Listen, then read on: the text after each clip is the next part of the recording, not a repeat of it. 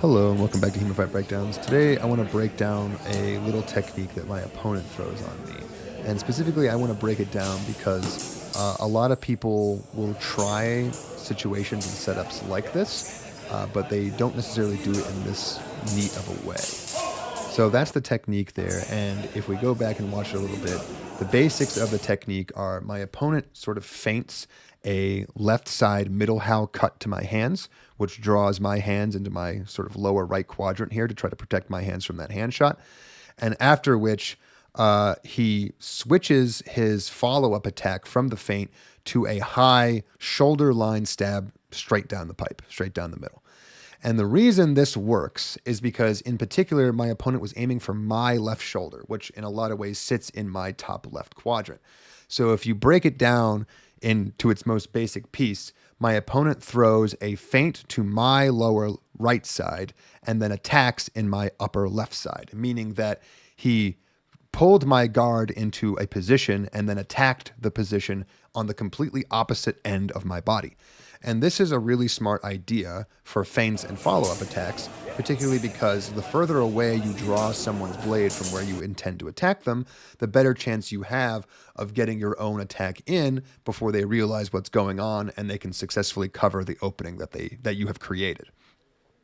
But what's, I think, a little bit more important than this is a lot of people, when they're throwing their feints,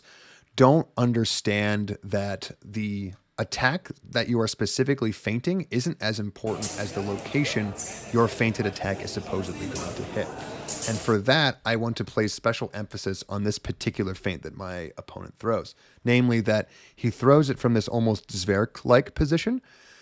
for a couple of good reasons. One is that this position is still fairly defensible. If I were to theoretically just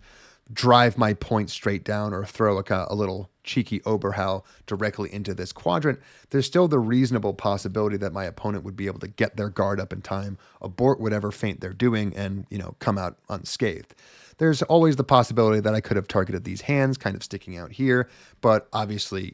when someone is coming forward and throwing a bit of a feint, the last thing generally you're thinking of doing is suicidally throwing your blade into the action, not necessarily knowing that it is a feint. And of course, if it wasn't, we would have certainly doubled if I had thrown any kind of attack. So instead, I'm throwing this kind of wall parry where instead of really trying to get my sword into any sort of aggressive position, I'm focusing on pulling my hands back and down to make sure that my forearms and my elbows aren't exposed, and keeping my cross guard pointed ever so slightly in the direction that I think the attack is coming from. But as per the thrust, this was another really intelligent decision, particularly because I think when a lot of people throw a feint, specifically a feinted hand shot, their instinct is to pull up and throw another cut. And my opponent, Tanner, here made a really, really good decision of making it into a thrust instead, particularly because this thrust, this basically straight line thrust directly from shoulder line to shoulder line, is a good decision against people who have their hands pulled back too far because of the bind that you get that results from your thrust. So if you look at this bind right here, because my hands are pulled back so far, you can say that we are right here in a middle to middle bind. Add on to that the fact that I didn't necessarily expect a thrust and that little bit of a quarter-second delay that it takes the human brain to really even process what's going on.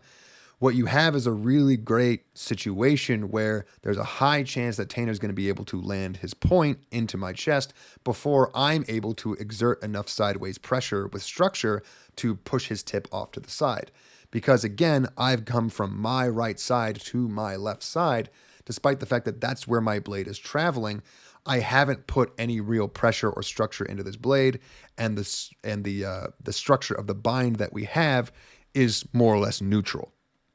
which means that my chances of coming out of this unscathed were basically zero. All right, that's going to be it for today. If you'd like to see your own footage featured on the channel, feel free to send an email over at HEMAFightBreakdowns@gmail.com, and I hope to see you next time.